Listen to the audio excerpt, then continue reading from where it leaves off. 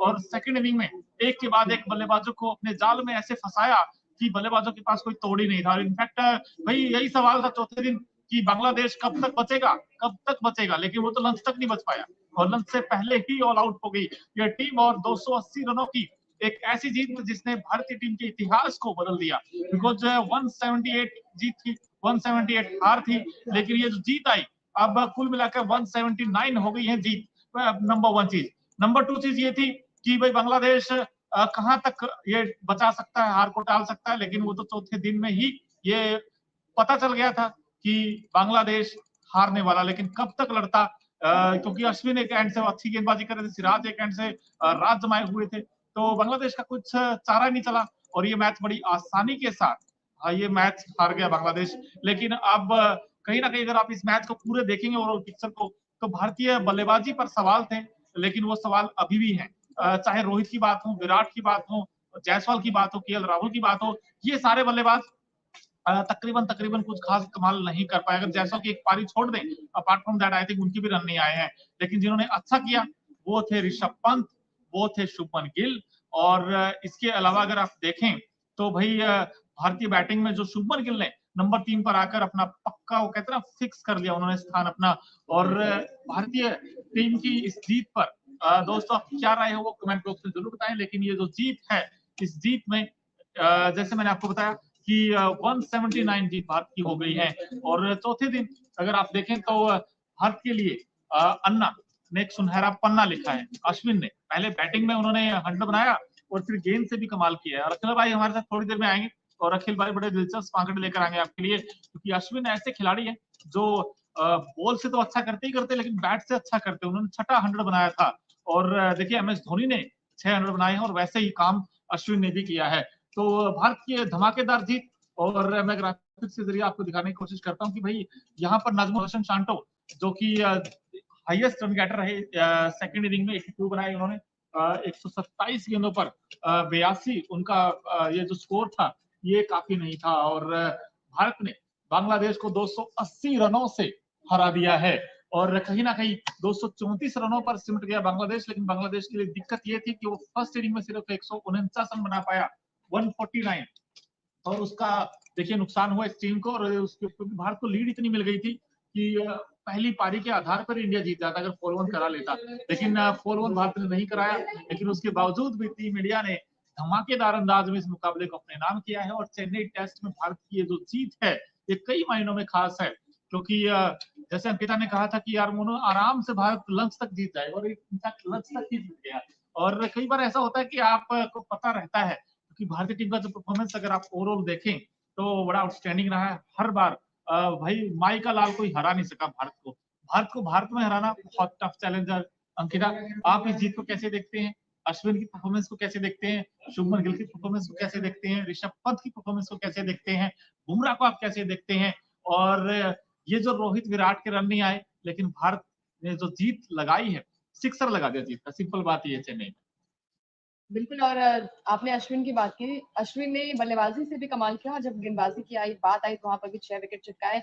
और जड्डू की बात करें तो जड्डू और अश्विन की जोड़ी ने बल्लेबाजी में भी धमाल मचाया था और गेंदबाजी में भी यहाँ पर निराश नहीं किया। जिस तरीके से हमने देखा था कि कल भी जब गेंदबाजी हुई थी तो 3 विकेट अश्विन ने लिए थे बांग्लादेश के, और आज देखिए आज भी 3 विकेट लिए, यानी कि टोटल 6 विकेट अश्विन ने लिया। और ये अच्छी बात है, संकेत अच्छी है टीम इंडिया के लिए कि जो सेकंड टेस्ट मैच होगा वहां पर टीम इंडिया कहीं ना कहीं बहुत ज्यादा पॉजिटिव नजर आ रही होगी। साथ ही साथ जडेजा की बात करें तो जडेजा ने भी अच्छी गेंदबाजी की, बल्लेबाजी की बात करें तो 86 रन बनाए थे उन्होंने पहली इनिंग में। दूसरी इनिंग में जैसे ऋषभ पंत और बात करें यहाँ पर शुभमन गिल की तो उन्होंने भी शतकीय पारी खेली थी। तो टीम इंडिया एक बड़े मार्जिन से इस मैच को जीता है। और हम भी कल बात करें तो बोलूं कि लंच से पहले ही ये मैच जो है वो टीम इंडिया अपने नाम कर पाएगा। और आज भी देखिए बिल्कुल, शुभमन गिल की आप इस बैटिंग को कैसे देखते हैं? 119 बनाए उन्होंने और ये 119 नाबाद थे, अगर वो खेलते तो क्या पता 200 ही बना देते यार।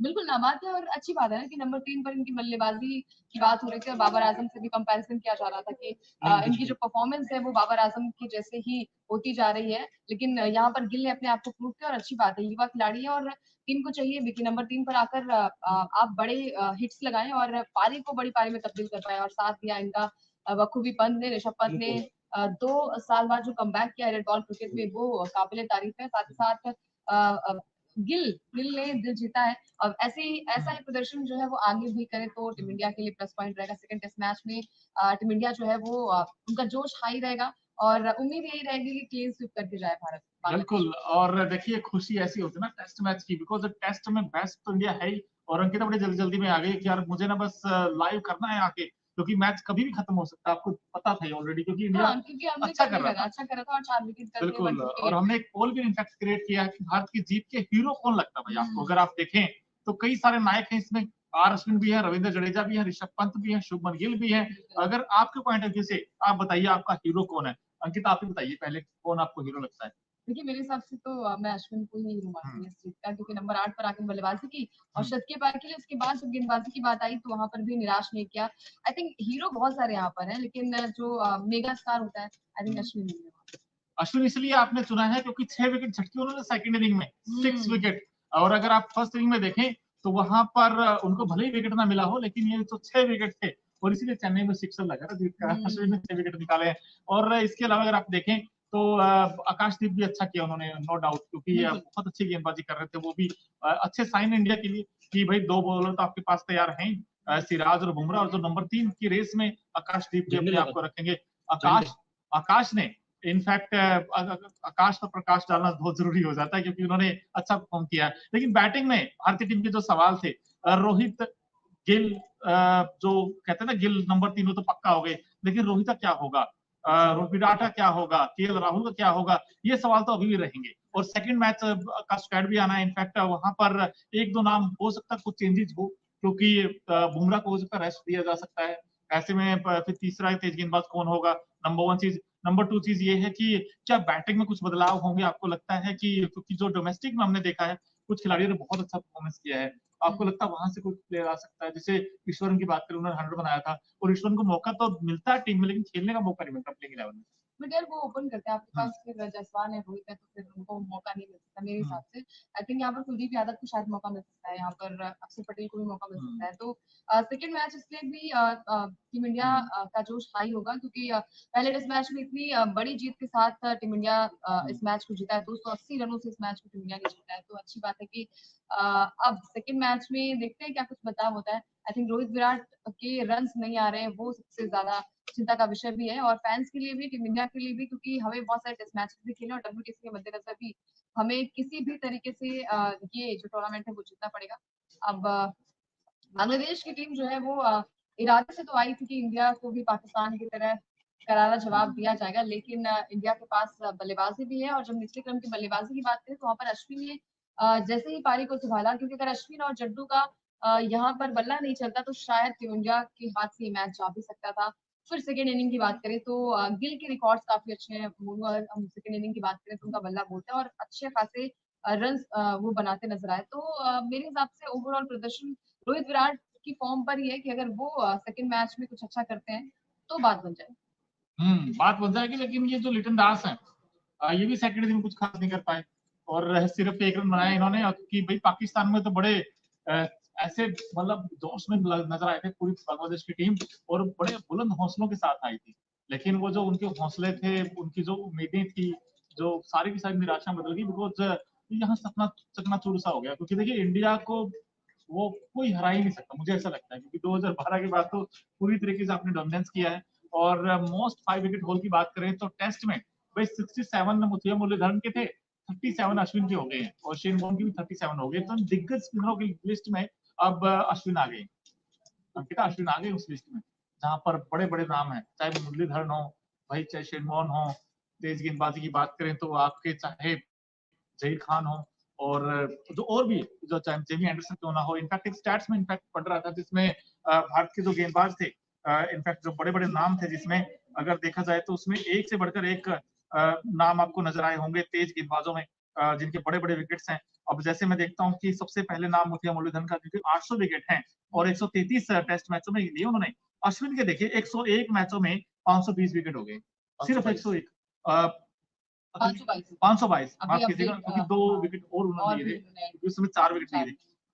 तो इस तरीके का उनका रुतबा रहा है अश्विन का, क्योंकि हर मैच में, और इंडिया मैचेस हो तो फिर वो डरा डरा के आउट करते हैं, आपको बताइए और हर मैच खासकर जब चेन्नई में में। हो तो फिर उनका घर ही है। हाँ वो तो तो घर हो गया। चीज़ें वही है ना कि मज़ा आएगा कि सेकंड मैच में अभी तो स्क्वाड आया नहीं, वहां पर भी देखने वाली बात होगी किससे मौका मिलेगा, क्या जो डोमेस्टिक मैच हो रहा है वहां पर कोई खिलाड़ी की एंट्री हो सकती है, कुलदीप यादव को क्या मौका मिल सकता है, क्या अक्षर पटेल वहां पर आ सकते हैं, सरफराज खान को मौका मिल सकता है, क्योंकि केएल राहुल की बात करें तो शायद पहले इनिंग में कुछ खास प्रदर्शन नहीं था, 16 रन पर आउट हो गए थे, सेकंड इनिंग में नॉट आउट रहे, तो उनकी फॉर्म थोड़ी सी चिंता का विषय है।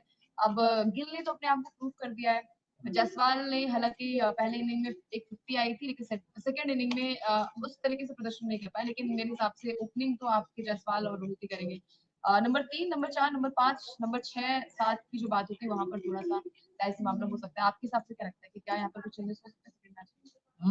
एक चेंज लगता मुझे होगा, अगर होगा तो बॉलिंग में ही हो सकता है कि बुमराह की जगह आप किसी और गेंदबाज को लेकर आए, जो डोमेस्टिक में अच्छा किया उन्होंने। एक चेंज लगता है मुझे, और होना भी चाहिए, बिकॉज बुमराह के आपको पता है कि वर्ल्ड क्लास गेंदबाज हैं और इनको थोड़ा रेस्ट भी देना चाहिए। और क्योंकि आपको डब्ल्यूटीसी फाइनल के लिए बचा के रखना, बुमराह को बॉर्डर का उसका ट्रॉफी के लिए बचा के रखना है। न्यूजीलैंड के साथ जो मैचेस होने हैं डोमेस्टिक में, वहां पर भी इंडिया चाहेगा घर पर अपने खेलेगा, तो वो चाहेगा कि यार बुमराह का कम से कम यूज किया जाए, क्योंकि ये 24 कैरेट गोल्ड सोना हम हमेशा कहते हैं, क्योंकि ये तो इसकी 2 विकेट पक्के हैं, मतलब ऐसा करता है तो मतलब आपने भी देखा होगा पहले जब सेकंड इनिंग बांग्लादेश की थी वहां पर भी विकेट नहीं मिल रहे थे, लेकिन पहला विकेट जो है वो बुमराह बुमराह ने ने लिया। दिया। उससे पहले भी हमने जब फर्स्ट इनिंग की बात करें वहां पर भी बुमराह को विकेट मिली, क्योंकि बुमराह जो है वो किफायती भी है, और जब जब भी मतलब टेंशन में आते कप्तान साहब तब तब वो साथ भी देते हैं। नहीं, कई बार ऐसा होता है ना एग्जाम में, या फिर हम हमेशा भगवान को याद करते हैं, रोहित शर्मा परेशानी में किसको याद करते हैं? बुमराह को। बुमराह को। तो इस तरीके का उनका रहा है, बुमराह का ट्रैक रिकॉर्ड भी बड़ा शानदार रहा है। लेकिन सवाल बड़ा ये है कि भाई ये बांग्लादेश हारा कैसे? क्या टर्निंग पॉइंट लगता है आपको मैच का? क्या वो अश्विन जडेजा की वो जो पार्टनरशिप थी उसने मैच से बाहर कर दिया? क्या गिल और पंत की जो पार्टनरशिप थी उसने मैच से बाहर कर दिया? या जो फर्स्ट इनिंग में 149 रन बनाकर ऑल आउट हो गई थी बांग्लादेश, वहां पर ये मैच हारा? अंकिता, कहाँ लगता है आपको जो बांग्लादेश की हार हुई है? देखिए मेरे हिसाब से सबसे पहला तो अश्विन और जट्टू की जो पार्टनरशिप रही है उसको ना तोड़ पाना, और इतने बड़े मतलब कहते हैं ना लीड भी लिए बहुत ज्यादा रन भी टीम इंडिया ने बना लिए थे, तो उसकी वजह से भी है। साथ साथ बल्लेबाजी यहाँ पर निराश किया, बांग्लादेश की बल्लेबाजी कहीं ना कहीं थोड़ी सी डीप हुई है, और 149 पर आप ऑल आउट हो जाते हैं तो अपने आप में सामने वाली टीम जो है वो थोड़ी सी क्या बहुत ज्यादा उन पर हम कहते हैं ना कि दिक्कतें नहीं हो पाती हैं, वो और भी जल्दी से आपको आउट कर सकते हैं। तो मेरे हिसाब से शायद यहाँ पर जड्डू धनराज सिंह जी हम्म, कह रहे हैं कि रविंद्र जडेजा आउटस्टैंडिंग है, मतलब उन्होंने ऐसे करके दिखाया कि पावर उन्होंने है। गजब किया है। बिल्कुल किया है भाई, नो डाउट, क्योंकि रविंद्र जडेजा पर भी थोड़े थोड़े सवाल थे कि क्या वो उस तरीके से परफॉर्म कर पाएंगे बैट के साथ, गेंद के साथ, लेकिन दोनों से उन्होंने किया इनफैक्ट। तो आप जडेजा को फुल मार्क्स देंगे, पूरी टीम इंडिया को फुल मार्क्स देंगे। लेकिन ऋषभ पंत पर सवाल। Rishabh Pant after very long time उन्होंने कमबैक किया था अंकिता। ऋषभ पंत को अब आप कैसे देखते हैं? क्योंकि ऋषभ पंत वो खिलाड़ी हैं जो हमने देखा था कि भाई लिमिटेड गेम्स में तो वो अच्छा करते ही है, T20 फॉर्मेट हो चाहे वनडे हो, बट टेस्ट में अपने आप को एक बार फिर से साबित करना था, और ब्रेक के बाद आए और 100 बनाए। बिल्कुल, और देखिए टेस्ट मैच की बात होती है तो फिर ऋषभ पंत अपनी स्टाइल में खेलते हैं, और वैसी स्टाइल उन्होंने अपनाई जो पहले